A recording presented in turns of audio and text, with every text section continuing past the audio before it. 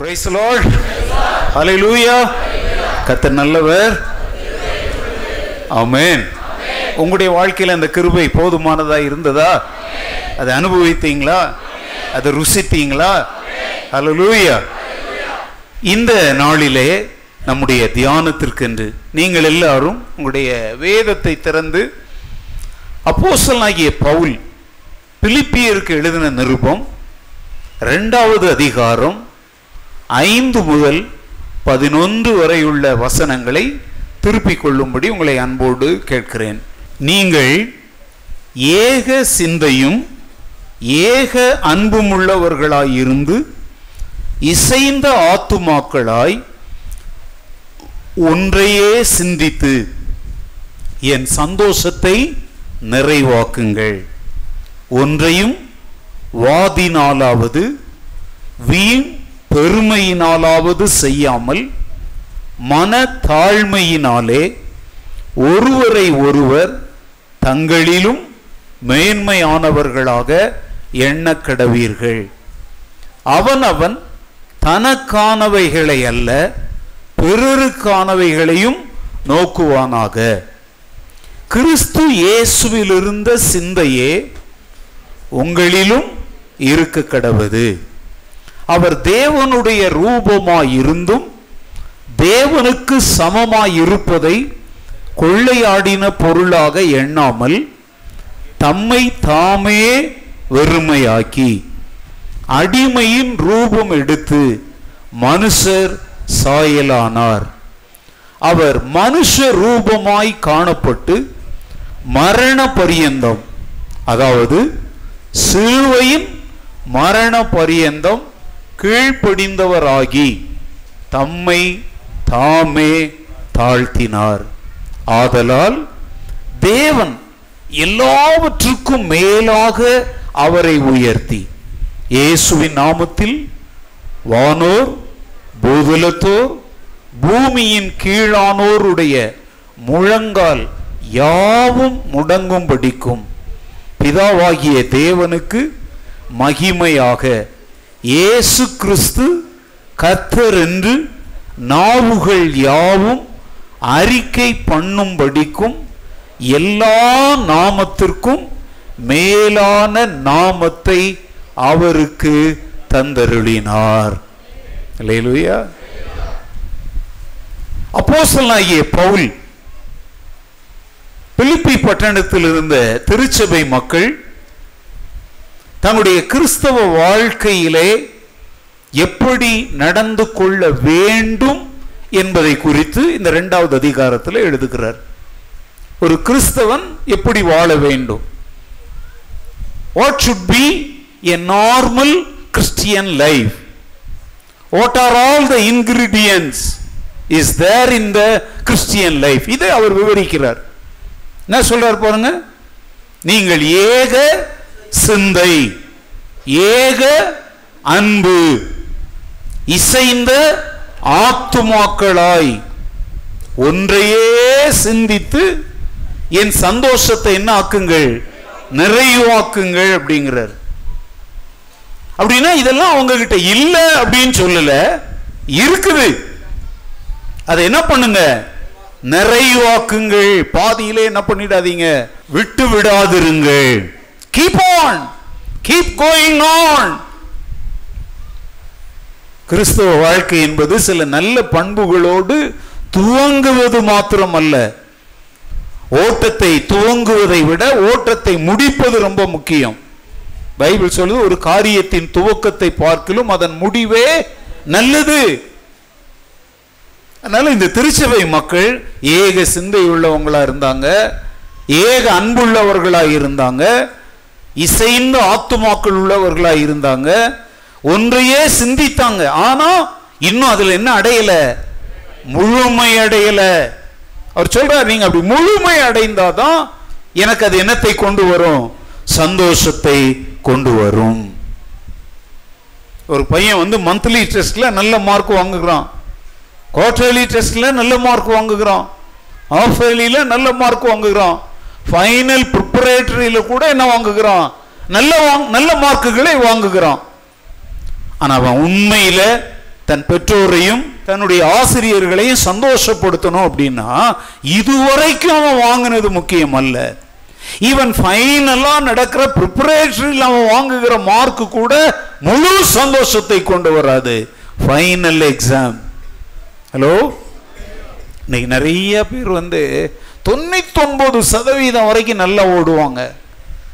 அந்த 100வது அந்த ஒரு பாயிண்ட்ல என்ன விட்டுருவாங்க. அதைத்தான் இங்க பவுல் எழுதுறார். நீங்கள் இதை முழுமையாய் செய்யணும், நிறைவு பெறணும். ஆரம்பித்த நீங்க பாதியிலே என்ன செஞ்சிடக்கூடாது, விட்டுறக்கூடாதுங்கிற உபதேசத்தை அவர்களுக்கு எழுதும் போது சொல்றார். அடுத்தால என்ன சொல்றார் பாருங்க, 3வது வசனத்துல, ஒன்றையும் வாதினாலாவது வீண் பெருமையினாலாவது செய்யாதீங்க, மனத்தாழ்மையினாலே ஒருவரை ஒருவர் தங்களை விட மேன்மையானவர்களாக என்ன செய்யணும். அங்க என்ன சொல்றாரு பாருங்க, மன தாழ்மை இருந்தாதான் ஒருவரை ஒருவர் கனம் பண்ணுகிற ஒரு குணம் இருக்கும்.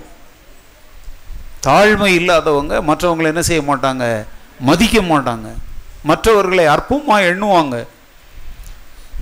நல்ல கவனிங்க, கிறிஸ்தவ குணாதிசயத்தை உரசி பார்ப்பதற்குரிய ஒரு கல் தாழ்மை. தாழ்மை, ஹியூமிலிட்டி, ஹம்பிள்னஸ், இதோடு சேர்ந்தது தான் ஒபீடியன்ஸ் கூட. கீழ்ப்படிதலும் இதோடு சேர்ந்து வரும். தாழ்மை உள்ளவன் என்ன செய்வான், கீழ்ப்படிவான். இப்போ இது எல்லாத்தினுடைய எசன்ஸாக கிறிஸ்தவ வாழ்க்கையினுடைய அந்த ஒரு பழத்தை அப்படியே ஜூஸ் பிழிஞ்சு எடுத்தா என்ன அப்படின்னு சொல்ற மாதிரி இங்க கொண்டாந்து முடிக்கிறார். என்ன இருக்கணும் உங்களுக்கு, மன தாழ்மை இருக்க வேண்டும் அப்படின்னு சொல்லிட்டு அந்த மன தாழ்மைக்கு உதாரணமாக யாரை காட்டுகிறார், இயேசு கிறிஸ்துவை காட்டுகிறார். அப்படின்னா தாழ்மைக்கு ஒரு முன்மாதிரி யார்தான், ஆண்டவராகிய இயேசு கிறிஸ்து. அங்க சொல்றார் பாருங்க, கிறிஸ்து இயேசுவில் இருந்த சிந்தையே உங்களிலும் இருக்க கடவது. தாழ்மையின் உதாரணம் அல்லது மாதிரியாயிருப்பவர் ஆண்டவராகிய இயேசு கிறிஸ்து. அதை எப்படி இந்த வசனத்திலிருந்து நம்ம கண்டுபிடிக்க முடியும்? அவர் எப்படி தன்னை தாழ்த்தினார்னு நம்ம இந்த உலகத்துக்கு காட்டுறது, எப்படி நம்ம கற்றுக்கொள்றது அப்படின்னா, அவர் தன்னை தாழ்த்தினதற்கு முந்தி அவர் என்ன நிலையில இருந்தாருங்கிறத நம்ம என்ன செய்யணும், கண்டுபிடிக்கணும். அவர் தன்னை தாழ்த்துவதற்கு முன்பு என்ன நிலையில இருந்தார் அப்படிங்கறத அங்க வசனம் சொல்லுது. 6வது வசனம் பாருங்க, அவர் தேவனுடைய ரூபமாயிருந்தார், தேவனுக்கு சமமாயிருந்தார். தேவனுடைய ரூபம், தேவனுக்கு சமம், ஈக்குவலாய் இருந்தவர். இதை குறித்து கொலோசியர் நிருபத்தில் பவுல் எழுதுகிறார், அவர் தேவனுடைய தற்சொரூபமும். அவர் யாரை போல இருந்தார், தேவனுடைய தற்சொரூபம். அதாவது இவரை பார்த்தாதான் யாரை பார்த்ததாக அர்த்தம். தோமாக்ட கூட சொன்னார், என்னை கண்டவன் பிதாவை கண்டான். He was in the form of God. தேவனுக்கு சமமாயிருந்தார். அதை விட இன்னும் மேல போய் சொல்லதா இருந்தா, யோவான் 1:1 சொல்லுகிறது, ஆதியிலே வார்த்தை இருந்தது, அந்த வார்த்தை தேவனிடத்தில் இருந்தது, அந்த வார்த்தையே தேவனாயிருந்தது, அவரே தேவன். அல்லேலூயா. இப்ப பாருங்க, தன்னை தாழ்த்துவதற்கு முன்பு இருந்த அவருடைய நிலைமை. He was a supreme God. அல்லேலூயா. இப்போ அவர் தாழ்த்துறார். தேவனுக்கு சமமாய் இருப்பதை கொள்ளையாடின பொருளாக, கொள்ளையாடின பொருள்னா என்ன? பேங்க் போயிட்டு கொள்ளை அடிச்சுட்டு வரோம், அதெல்லாம் எடுத்து என்ன பண்ணுவோம், அதை எப்படி எடுத்து முத்தம் கொடுத்துக்குவோம், மேலெல்லாம் அள்ளி போட்டுக்குவோம் இல்லையா? ஏன்னா எவன் விட்டு போனோம் தானே. கொள்ளையாடின பொருளை பார்க்கும்போது அந்த கொள்ளைக்காரனுக்கு எப்படி இருக்கும்? பயங்கர சந்தோஷமா இருக்கும். அந்த நல்ல கவனிங்க, சம்பாதிக்கிறவனுக்கு கூட வராத சந்தோஷம் இன்னொருத்தன் சம்பாதித்ததை கொள்ளையடிச்சவனுக்கு எப்படி செய்யும்? பொங்கி பொங்கி வரும். இதெல்லாம் இன்னைக்கு பல்வேறு மீடியாக்கள்லாம் இதை காட்டுறாங்க. பிறருடைய உழைப்பை தனதுடையதாக மாற்றும் போது ஒரு மனிதன் அற்ப சந்தோஷத்துக்குள்ளாகுவான். அது அவனோட என்ன செய்யாது? நிலைச்செல்லாம் நிற்காது அப்படிங்கிறத இப்படிலாம் காட்டுறாங்க. கொள்ளையாடின பொருள் அத மாதிரி அவர் நினைக்கல. என்ன செய்யறாராம்? தம்மை தாமே வெறுமையாக்கினார். யார் அவரை வெறுமையாக்கல? அவரே அவரை என்ன ஆக்கிக்கிட்டார்? ஏன்னா அவரே அவரை வெறுமையாக்கலன்னா அவரை வெறுமையாக்குறதுக்கு வேற யாரும் இல்லைங்க. அல்லேலூயா. அவர் பார்த்து இறங்கி வரலன்னா இறங்கி வான்னு சொல்றதுக்கு வேற யாருக்கும் என்ன கிடையாது? உரிமையோ அதிகாரமோ இல்லை. ஏன்னா அவர் தேவன். அல்லேலூயா. நம்மை மீட்பதற்காக, நம்மை ரட்சிப்பதற்காக, நம்முடைய ரட்சிப்பிற்குரிய விலை கிரயத்தை கல்வாரி சிலுவையில் செலுத்துவதற்காக அவர் இறங்கி வர வேண்டிய ஒரு சூழ்நிலை வந்தது. யார் அவரை இப்போ நம்ம பாடுறோமோ, இப்போ வாரும் இறங்கி வாரும்னு சொல்லி நம்ம இன்னைக்கு பாடிக்கிட்டு இருக்கிற மாதிரி இயேசு பிறந்த காலத்தில் யாரும் அப்படிலாம் இறங்கி வாரும்லாம் என்ன செய்யலை, பாடலை. ஏன் வந்தான்னு கேட்டாங்க, இவன் யாருன்னு கேட்டாங்க. அவர் தமக்கு சொந்தமானதிலே வந்தார், அவருக்கு சொந்தமானவர்களோ அவரை என்ன செய்யவில்லை? ஏற்றுக்கொள்ளவில்லை என்று வேதத்தில் பார்க்கிறோம். தம்மை தாமே வெறுமையாக்கினார். பாருங்க, தாழ்மைங்கிறது என்னன்னு தெரிஞ்சுக்கோங்க. ஆண்டவர் கூட சொன்னாரு, ஒரு விருந்து வீட்டுக்கு போன அப்படின்னா எடுத்த உடனே போய் இந்த சேர்ல உட்காந்துடாத. சேர் தான், அதுவும் சேர் தான், இதுவும் சேர் தான். இங்கே மணமக்களுக்காக போட்டிருப்பாங்க. பொண்ணு மாப்பிள்ளை சேரில் போய் உட்காந்துக்கிட்ட எப்படிங்க இருக்கும்? பொண்ணு மாப்பிள்ளை வரும் வரைக்கும் வேணா நிறைய பேர் லூசு போல இருக்கு அப்படின்னு நினைக்குவாங்க. பொண்ணு மாப்பிள்ளை வந்தோம் எந்திரிக்கல அப்படின்னா பட்டதியில் 4 போட்டு, அதான் ஆண்டவர் சொல்றார், உன்னை ஒருத்தன் விருந்துக்கு அழைச்சாக்க போய் நீ என்ன செய்யாத, உயர்ந்த ஆசனங்களில் உட்காராத. ஏன்னா ஒரு நேரம் வரும்போது மேலே இருக்கிற உன்னை பார்த்து, பிரதர் கொஞ்சம் இங்கே வரீங்களா அப்படின்னு கூப்பிட்டா அது உனக்கு அவமானம். நீ போய் ஒரு தாழ்ந்த இடத்துல உட்காரு. நீ உண்மையிலேயே கனத்துக்குரியவனான்னு நீயே உன்னை தீர்மானிக்காத. நீ கனத்துக்குரிய நபராய் இருந்தால் அந்த வீட்டின் எஜமான் விருந்துக்கு உன்னை அழைத்தவன் அங்க இருக்காத, இங்கே ஏறி வா அப்படின்னு சொன்னா அதுதான் உனக்கு கனமா இருக்கும். அல்லேலூயா. இன்னைக்கு அநேகருடைய வாழ்க்கையினுடைய கிறிஸ்தவ ஜீவியத்தில் இருக்கிற பிரச்சனை என்ன தெரியுமா? அவங்களா தாங்களாகவே தங்களை என்ன பண்றது இல்லை, தாழ்த்தி கூறதில்ல. பல முறை சொல்லியும் கேட்கல அப்படின்னா நாமே வலுக்கட்டாயமா அவங்களை என்ன செஞ்சு விட வேண்டி இருக்குது, தாழ்த்த வேண்டி இருக்குது. அதுக்கப்புறம் என்ன சொல்லுவாங்க தெரியும்ல, நாங்களும் உட்காருவோம்ல, இது கீழே விழுந்தாலும் என்ன ஒட்டாதது, மீசையில இவரே என்ன ரொம்ப தாழ்த்திக்கிட்ட மாதிரி. நீயா உன்னை தாழ்த்தல, வேற வழி இல்லாம உன்னை தாழ்த்தி வச்சிருக்கிறாங்க. கிறிஸ்தவ ஜீவியத்தில் நம்முடைய வாழ்க்கையில் இப்படிப்பட்ட ஒரு கேவலமான நிலைமை நமக்கு வரவே, யாரும் நம்மளை வலிய கீழே இறங்கு. பஸ்ஸில் பயணம் பண்ணுறோங்க, வாலிப பசங்க, டீனேஜ் யூத் பாய்ஸ் எல்லாம் இருக்கிறீங்க. பஸ்ஸில் போகிறீங்களா? எவன் பஸ்ஸில் போகிறீங்க? எல்லாம் அப்பாவுக்கு தெரியாமல் திருட்டுத்தனமாக பைக்குங்களையும் ஸ்கூட்டருங்களையும் எடுத்துகிட்டு ஓடுறீங்க. லைசன்ஸ் இல்லாமல் போய் முட்டி மோதி. இங்கே பாருங்கள், அதாவது சில சமயத்தில் இன்றைக்கி நமக்குள்ளே என்னென்னா இந்த மமதை, அது என்ன சொல்கிறது, பெருமையான எண்ணங்கள். என் பிள்ளைக்கு ரொம்ப திறமை இருக்குது, அதை வீட்டுக்குள்ளே மாத்திரம் வச்சுக்க, வெளியே கொண்டு வர்றதுக்கு ஒரு நேரம் இருக்குது. டெல்லியில் ஒரு 14 வயது பையன் இந்த ரேஸ் கார் இருக்குது பார்த்தீங்களா, அதை ஓட்டி சாதனை படைச்சிட்டான். He got the medal, everything. எத்தனை வயசு? 14 years. அடு பயங்கரமா ஓட்டி முதல்ல தங்க பதக்கம்லாம் வாங்கிட்டோம். அதெல்லாம் முடிஞ்சுது. ஆனால் அடுத்தால என்ன நடந்துச்சு தெரியுமா? ஒரு சமூக ஆர்வலர், அதாவது சமுதாயத்தின் மேல அக்கறை உள்ள ஒருவர் போலீஸ் டிபார்ட்மெண்ட்டை பார்த்து ஒரு கேள்வி எழுப்பினாரு. 14 வயது பையனுக்கு கார் ஓட்டுவதற்கு உரிமம் கொடுத்தது யார்? அவன் கோல்டு மெடல் வாங்கியிருக்கலாம், ஆனா சட்டம் 18 வயது முடிந்ததற்கு அப்புறம் தான் அவன் என்ன வாங்க முடியும். ஏன்னா அவன் கோல்டு மெடல் வாங்கக்கூடிய அளவுக்கு அவனுக்கு திறமை இருக்குங்கிறதுக்காக சட்டத்தெல்லாம் காலுக்கு கீழே போட்டு மிதிக்க முடியாது.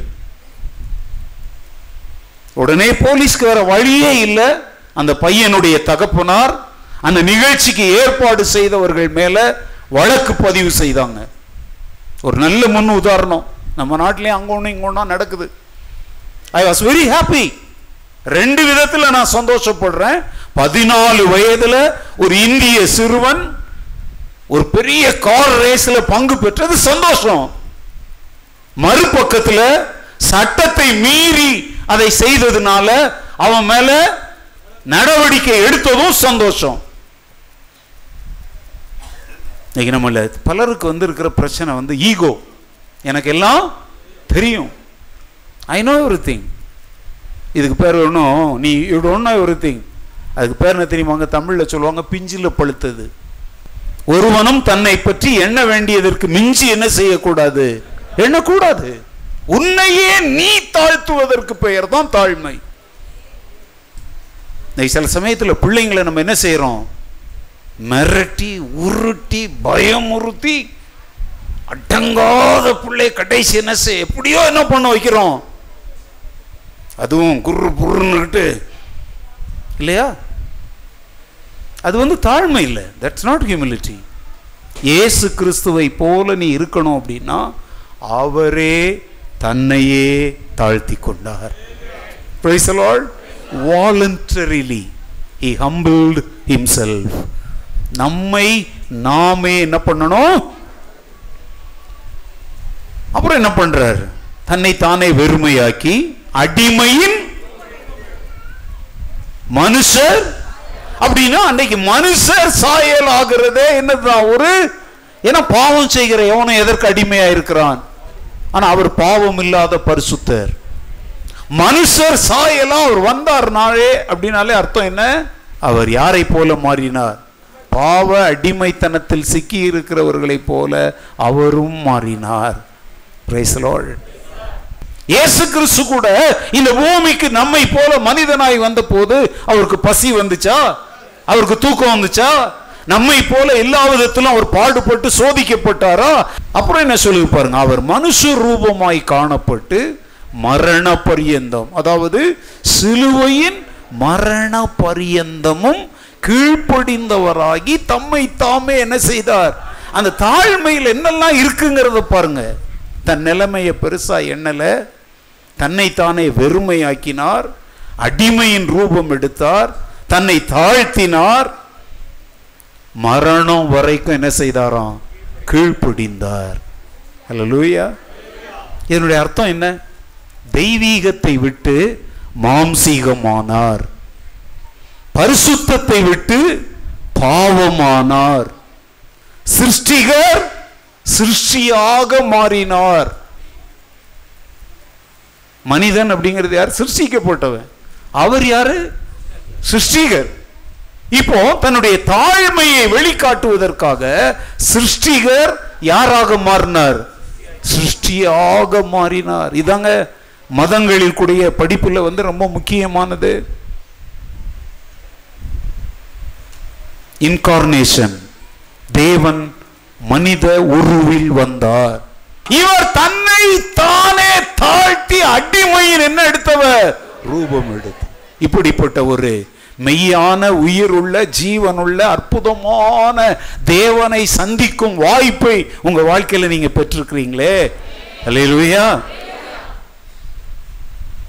இன்னும் பாருங்க, ஜீவனை அழிப்பவர் ஜீவனை விட்டார். மரண பரியந்தம் சொல்லுதா? அவர் ஜீவனுக்கு அதிபதி தானே. ஆனா அவர் நமக்காக தன் ஜீவனை விட்டாரா? அவர் விடணும் அப்படின்னா அங்கிருந்து விட்டு யூஸ் இல்லை. எங்க விடணுமோ அங்க விடணும்.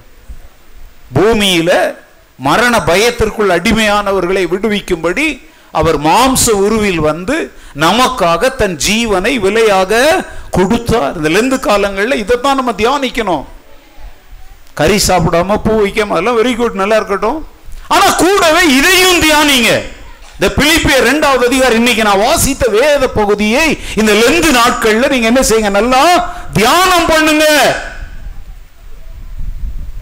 எல்லோரையும் உயர்த்துகிறவர் தன்னையே தாழ்த்தினார். அல்லேலூயா. அவர் அடிமையானார் அப்படிங்கறத அப்படிதான் நம்ம புரிஞ்சிக்க முடியும். அவர் எல்லாரையும் உயர்த்துறவர் தானே. புழுதியில் கிடக்கிறவனையும் குப்பையில் கிடக்கிறவனையும் என்ன செய்கிறவர்? ஆனா அவர் அதை செய்யும்படி அவர் புழுதியில கால் வைத்தார், அவர் குப்பையில கால் வச்சார்.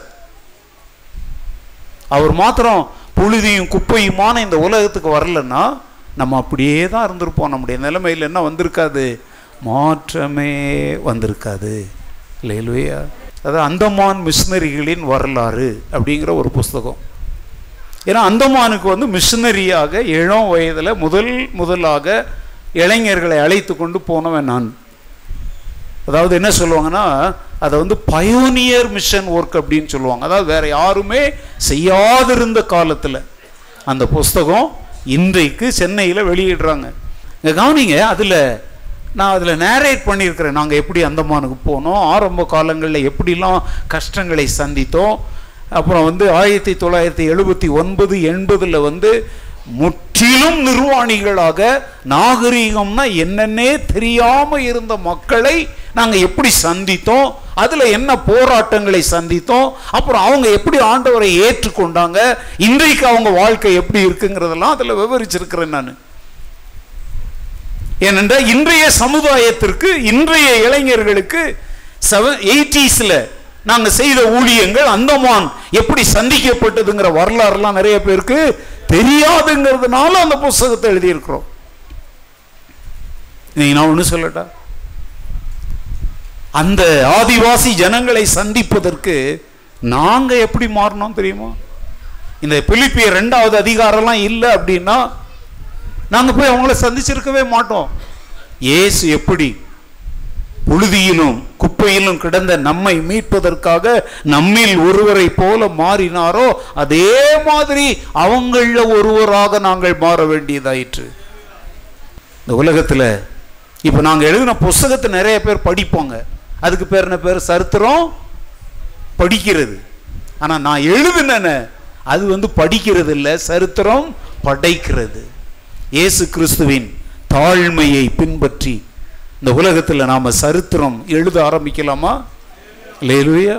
சந்திக்கப்படாத மக்கள், ரட்சிக்கப்படாத மக்கள், இயேசுவின் அன்பினாலே தொடப்படாத மக்களை தொடுவதற்காக இயேசுவை போல நம்ம இறங்கி வரலாமா? எல்லாரையும் உயர்த்தும்படி தன்னையே அவர் என்ன செய்தார்? நிறைய சொல்றதுக்கு இருக்கு. ஐஸ்வர்ய சம்பன்னர் தரித்திரரானார். 2 கொரிந்தியர் 8:9 தான் சொல்லுது. அவர் ஐஸ்வர்ய சம்பன்னராக இருந்தும் அவருடைய தரித்திரத்தினாலே நாம் ஐஸ்வர்யவான்களாகும்படி அவர் நம் நிமித்தம் என்ன ஆனாரே? தரித்திரரானாரே. நம்முடைய ஐஸ்வர்யம் சிலருக்கு என்னவா மாறணும்? ஐஸ்வர்யமா மாறணும்னா நான் கொஞ்சம் இழந்தாதான் அவங்க அதை பெற்றுக்கொள்ள முடியும். நான் தரித்திரனாய் மாறினால் அது அநேகரை என்ன ஆக்க முடியும்? ஆசீர்வாதமாய் மாற்ற முடியும். வீட்டில் சாப்பாடு கொஞ்சம் தான் இருக்குது, குடிகார புருஷன் எல்லாத்தையும் போட்டு தின்னுட்டு போயிட்டான். பிள்ளைங்க வந்து அம்மா பசிக்குது அப்படின்றாங்க, அம்மாவுக்கும் தான் பசிக்குது. பிள்ளை வந்து கேட்கவே கேட்காது. நீ சாப்பிட்டியாம்மான்னு எந்த பிள்ளையாவது கேட்குமா? கேட்காது. அவங்க சொல்லுங்க. எந்த பிள்ளையாவது உங்களை வந்து பாசத்தோட அம்மா சாப்பிட்டியாம்மா அப்படின்னு கேட்குதா? கேட்கறது இல்லைல்ல. ஒரு கண்ணில் வெண்ணையும் ஒரு கண்ணில் சுண்ணாம்பும் வைக்கக்கூடாது. கேட்டால் 2 பேரையும் கேட்கணும். இது என்னடா வம்பா இருக்கு? அம்மாவை கேட்கலான்னு இறங்கி வரலான்னு பார்த்தா இந்த அப்பாவையும் கேட்க சொல்றாரு. அதாங்க தாழ்மை. அம்மா கிட்ட மாதிரி ஏன்னா அவங்க திருட்டுத்தனமா உனக்கு நிறைய கொடுக்குறாங்க, அதுக்காக பல்ல காட்டுற. அப்பா வந்து கொலஸ்ட்ரால் ஏதாவது வந்துடக்கூடாதுங்கிறக்கா கொஞ்சம் கண்டிப்பு பண்ணுவாரு. ஏன் அது அன்பு இல்லையா? அம்மாவுக்கு வந்து கொலஸ்ட்ரால் வந்து செத்தா கூட பரவாயில்ல, என் புள்ள தின்னுட்டு சாவட்டும்னு போடுவாங்க. ஏய் அவனுக்கு எதுக்கு அதை போடுற? அப்படின்னு அப்பா கேட்கிறாருன்னா நீ உயிர் வாழணும்னு அவர் அன்பு காட்டுறாரு. ஹலோ பசங்க எல்லாம் ஆமேன்னு சொல்லுங்க. ஆமா, அப்பா கண்டிக்கிறார் அப்படிங்கிறதுக்காக இந்த அப்பா நிறைய பிள்ளைங்களுக்கு உனக்கு அதை கேட்குற கேள்வியே கேவலமான கேள்வி. உனக்கு மம்மியை பிடிக்குமா? கேட்குறவங்கள விடணும் செவிட்டில் ஒன்று. ஏன் குடும்பத்தில் கலகம் உண்டாக்குற? ஏன் குடும்பத்தில் பிரிவினை உண்டாக்குற? பிடிக்கலனாலும் பிடிக்க வச்சுட்டு போ. தகப்பனும் தான் ஈக்குவலா இருக்கிறான். ஓகே, தகப்பன் தாய் என்ன சொல்லுவாங்கன்னா, என்ன செய்வான்? நான் சாப்பிட்டுட்டப்பா. எந்த தாயும் அப்படிலாம் சாப்பிட்றது இல்லை. ஏன் தெரியுமாங்க? தன் பிள்ளை வயிறார உணவு சாப்பிடட்டுங்கிறதுக்காக தான் சாப்பிடாட்டலும் சாப்பிட்ட மாதிரி தாய் என்ன செய்கிறா? தன்னை தானே வெறுமையாக்கி தன் பிள்ளையின் வயிற்றை நிரப்புகிறார். தாயின் அன்பை விட இயேசுவின் அன்பு பெரியது. ஹல்லேலூயா! தன்னை தானே என்ன செய்தார்? வெறுமையாக்கினார். இந்த சிந்தையை இந்த காலங்களில் தரித்துக் கொள்வோமா? இந்த காலங்களில் ஆண்டவர்கிட்ட கேட்போமா? தாழ்மையின் மாதிரி நீர் ஆண்டவரே, உம்மை போல என்னை மாற்றும். பிசாசின் சோதனை பெருகிட்டாலும் சோர்ந்து போகாமல் முன் செல்லவே. பிசாசின் சோதனை பெருகிட்டாலும் சோர்ந்து போகாமல் முன் செல்லவே. உலகமும்